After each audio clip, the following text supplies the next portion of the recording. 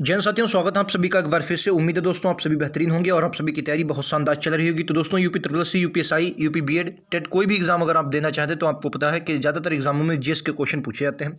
तो जीएस के top 10 question लेकर आया हूँ। ये आपके एग्जाम के लिए बहुत महत्वपूर्ण होंगे और सभी क्वेश्चन यूपी ट्रिपल सी या यूपीएसआई या बीएड किसी ना किसी एग्जाम में पूछे गए क्वेश्चन है, प्रीवियस क्वेश्चन। तो चलिए, अभी आपके एग्जाम जूनियर असिस्टेंट वगैरह आने वाले हैं, उनके लिए आप इन क्वेश्चनों को बहुत ध्यान से पढ़ेंगे।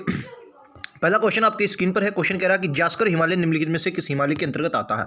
ट्रांस हिमालय के अंतर्गत, शिवालिक हिमालय के अंतर्गत, बृहद हिमालय के अंतर्गत या लघु हिमालय के अंतर्गत? तो राइट आंसर इसका ट्रांस हिमालय होगा। आपको पता होगा दोस्तों, ट्रांस हिमालय के अंतर्गत 3 भाग आते हैं। काराकोरम, लद्दाख, जास्कर। सबसे पहले जो आता है उसे काराकोरम कहते हैं। काराकोरम सबसे ऊंचा, मतलब सबसे पहले जो आता है वो काराकोरम आता है। काराकोरम के बाद जो श्रेणी आती है वो लद्दाख आती है। कौन सी दोस्तों? लद्दाख श्रेणी काराकोरम के बाद आती है। लद्दाख श्रेणी के बाद दोस्तों जास्कर श्रेणी आती है। लद्दाख श्रेणी के बाद कौन सी आती है दोस्तों? जास्कर श्रेणी लद्दाख श्रेणी के बाद आती है। ये बात आप सभी को पता होनी चाहिए, ठीक है। अच्छा, जास्कर के बाद आपको क्या आ जाएगा? जास्कर के बाद आपका बृहद हिमालय आ जाएगा। क्या दोस्तों? आपके बाद जास्कर के बाद आपका बृहद हिमालय आ जाता है। ये बात आप सभी को याद रखनी है। अच्छा, काराकोरम पर ही भारत की सर्वोच्च चोटी केटू स्थित है। याद रखेंगे। अगर लंबाई पूछे 8611 किलोमीटर, ठीक है, 8611 मीटर हो जाएगी, ठीक है। अगर सबसे बाहरी पूछे कि सबसे बाद में आपका शिवालिक और बृहद हिमालय के बाद आपका कौन सा आ जाएगा, तो लघु हिमालय। बृहद हिमालय के बाद लघु हिमालय और लघु हिमालय के बाद शिवालिक हिमालय का विस्तार आपको देखने को मिलता है। क्लियर आप सभी को? उम्मीद है ये बात समझ में आ गई। अच्छा, सिंधु नदी लद्दाख और जास्कर के बीच से सिंधु नदी बहती है। कौन सी नदी दोस्तों? तो क्या बोलेंगे? सिंधु नदी इनके बीच से होकर जाती है। नेक्स्ट क्वेश्चन आप सभी की स्क्रीन पर ये रहेगा। राइट आंसर क्या होगा? क्वेश्चन कह रहा है कि पूर्ण स्वराज का लक्ष्य कांग्रेस के किस अधिवेशन में पारित किया गया था? ये बात कब की है आप सभी को पता होना चाहिए। पूर्ण स्वराज की अगर बात करते हैं, पूर्ण स्वराज, देखिए एक शब्द सा सबसे पहले आता है स्वराज शब्द। स्वराज शब्द की मांग की पहली बार स्वराज शब्द का प्रयोग कब किया गया था? तो आपको याद रखना 1906 के अधिवेशन में, 1906 के कलकत्ता अधिवेशन में। कब दोस्तों? 1906 का कलकत्ता अधिवेशन था। दादा भाई नौरोजी ने इसकी अध्यक्षता की थी। दादा भाई नौरोजी ने इसकी अध्यक्षता की थी। तो यहां पर स्वराज शब्द की मांग की गई थी। उसी तरीके से आपसे अगर पूछा जाए पूर्ण स्वराज की मांग, तो क्या बोलेंगे? लाहौर अधिवेशन में। कब? लाहौर अधिवेशन में इसकी अध्यक्षता जवाहरलाल नेहरू ने की थी। ये भी याद रखा, लाहौर अधिवेशन में। और अध्यक्षता किसने की थी? नेहरू जी ने इसकी अध्यक्षता की थी। पूर्ण स्वराज की मांग की गई थी। 1929 में अधिवेशन हुआ था। कब में दोस्तों? 1929 में, दिसंबर 1929 में यह अधिवेशन हुआ था। याद रखेंगे। इसी में रावी नदी के तट पर, यहीं पर इसी समय रावी नदी के तट पर झंडा फहराया गया था। ये बात आप सभी को याद है। इसी समय रावी नदी के तट पर झंडा फहराया गया था। ये बात आप सभी को याद रखनी है। क्लियर आप सभी को? उम्मीद है ये बात आप सभी को याद रखनी है, ठीक है। तो अगर और बेलगांव अधिवेशन बहुत इंपॉर्टेंट है। अगर बेलगांव अधिवेशन आपसे पूछा जाए, 1924 का ये अधिवेशन था जिसमें गांधी जी एकमात्र जो थे, गांधी जी ने इसकी अध्यक्षता की थी। ये भी बात आप सभी को याद रखनी है। क्लियर है? और बांकीपुर अधिवेशन अगर पूछा जाए तो बांकीपुर अधिवेशन इंपॉर्टेंट हो सकता है। 1912 में 1912 में बांकीपुर अधिवेशन, ठीक है। ये बिहार का पहला अधिवेशन था। याद रखें, बांकीपुर जो था ये बिहार में हुआ था। बिहार का पहला अधिवेशन था बांकीपुर अधिवेशन 1912। नेक्स्ट क्वेश्चन पर चलते हैं। ये लीजिए आपका अगला क्वेश्चन। बताइए, निम्नलिखित में से सही मिलान करना, आपको कोड दिए गए हैं, उनमें से मिलान करना क्या राइट आंसर होगा, ठीक है। चलिए मैं आपको बता, जैसे शिक्षा की अगर मैं बात करता हूँ, शिक्षा का संबंध किससे होगा? तो शिक्षा, वेदों का उच्चारण जो है वो शिक्षा से संबंधित हो जाएगा। याद रखेंगे, वेदों का उच्चारण शिक्षा से संबंधित हो जाएगा। और अगर मैं बात करता हूँ बी, तो बी का तीसरा हो जाएगा, एक मिनट, हाँ, शिक्षा उच्चारण आ जाएगा वेदों की शिक्षा से। कल्प की बात करें तो यज्ञ संबंधी जो नियम है वो कल्प के अंतर्गत आएंगे। यज्ञ संबंधी नियम जो कल्प के अंतर्गत आएंगे, यज्ञ संबंधी नियम किसके? कल्प के अंदर आ जाएंगे। व्याकरण की अगर बात करता हूँ, व्याकरण इसमें दिया नहीं। देखो, वेदों को समझाने हेतु वेदांग जो थे, वेदांग हैं, ये क्या है? वेदांग की रचना की गई थी। वेदांग कितने हैं आप सभी को पता है? वेदांग है। तो वेदांग कितने हैं? तो कहेंगे 6 वेदांग हैं। 4 आपको दिए हैं, मैं और भी बता देता हूं। जैसे निरुक्त की बात करता हूं तो निरुक्त शब्दों का अर्थ हो जाएगा, शब्दों की उत्पत्ति है, शब्दों का अर्थ जो है वह निरुक्त है। छंद की बात करें तो मंत्र की अगर बात करते हैं, छंद की बात करते हैं तो वेद मंत्रों का पाठ जो है वह छंद के अंतर्गत आता है। 2 बचे, एक आपका ज्योतिष बचा, एक व्याकरण बचा। ज्योतिष काल का ज्ञान होता है और व्याकरण प्रत्यय यानी स्वर शब्द का बोध होता है। क्लियर आप सभी को? तो अगर मैं इसका बताऊं तो right answer option number A ही हो जाए। क्लियर आप सभी को? आइए नेक्स्ट क्वेश्चन पर चलते हैं। ये लीजिए, अब क्वेश्चन कह रहा है कि 73वां संविधान संशोधन, यूपीएसआई में पूछा गया क्वेश्चन है, 73वां संविधान संशोधन कहां लागू नहीं है? क्वेश्चन कह रहा है 73वां संविधान संशोधन कहां लागू नहीं। अच्छा, अब आपको यह भी पता होना चाहिए 73वां संविधान संशोधन किससे संबंधित है। तो बहुत अच्छे से आपको पता है, पंचायत से संबंधित, पंचायती व्यवस्था से संबंधित 73वां संविधान संशोधन, ठीक है। पंचायती व्यवस्था से संबंधित है, याद रखेंगे, ठीक है। लागू कब हुआ तो क्या बोले 1900, पंचायती व्यवस्था 73वां संविधान 1993 में हुआ था। कब दोस्तों 1993 में हुआ था, पंचायती व्यवस्था से संबंधित है। कहाँ कहाँ लागू नहीं होता है उसने पूछा, तो याद रखेंगे कहाँ कहाँ लागू नहीं होता है, बिल्कुल 2, 3 और 4, यानी कि 2 मेघालय में, जम्मू कश्मीर में और नागालैंड में ये लागू नहीं होता। डी इस क्वेश्चन का राइट आंसर हो जाएगा, ठीक है। मेघालय, जम्मू कश्मीर और नागालैंड में ये लागू नहीं होता, ये बात आपको याद रखनी है। 73वां संविधान संशोधन क्लियर आप सभी को। नेक्स्ट क्वेश्चन पर चलेंगे, ये लीजिए।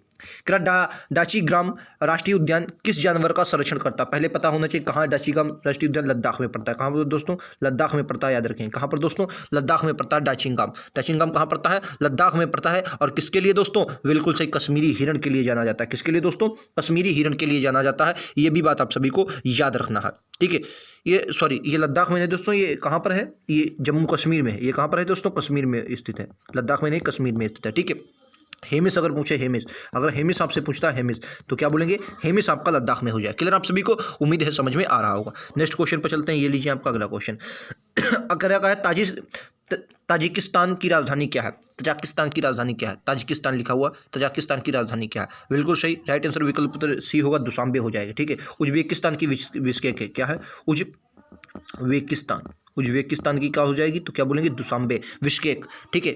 अस्ताना, ये अस्ताना जो है कजाकिस्तान की, किसकी? कजाकिस्तान की है।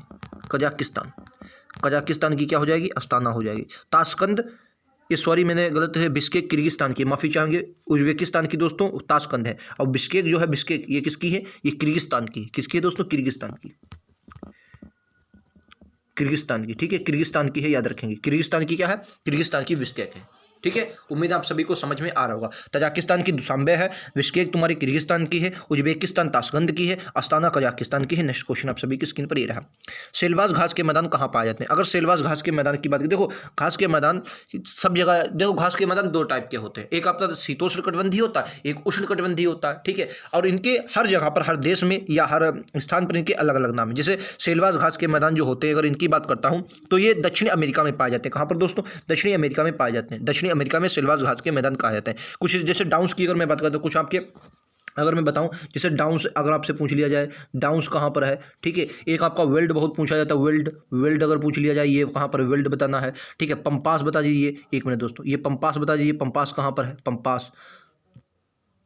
पंपास बताना है कहाँ पर है, ठीक है। पंपास, ठीक है। स्टेपीज पूछ लिया जाता है, स्टेपीज कहाँ है, ये भी बताइए, स्टेपीज कहाँ है, ठीक है। और कौन बचा? डाउन्स हो गया, वेल्ड हो गया, पंपास हो गया, स्टेपीज हो गया। और कोई बचा? अगर आपसे पूछ ले, प्रेरी बहुत इंपॉर्टेंट है, प्रेरी कहाँ है? प्रेरी, ये भी बताइए, प्रेरी कहाँ है। अगर आपसे पूछ ले, पंपास हो गया, ठीक है।